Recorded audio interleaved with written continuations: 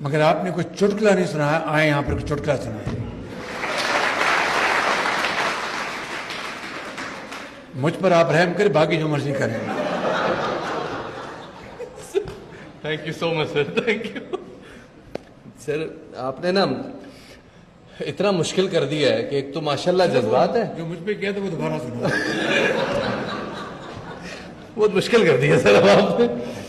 तो मैं सर, आपने जो बात कर दी मैं उसी को आगे बढ़ा देता हूं। और राणा साहब, आपको 1 हफ्ते का टाइम है। इस 1 हफ्ते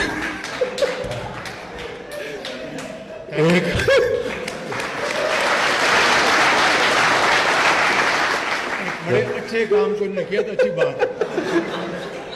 1 हफ्ते में राणा साहब, अगर ये मुझे सारे बच्चे भर्ती नजर ना आए तो राणा साहब फिर उसके बाद एक मीटिंग होगी और उसमें हम दीगर उम्र पर बात करेंगे, स्पोर्ट्स पे आपसे बात नहीं करेंगे।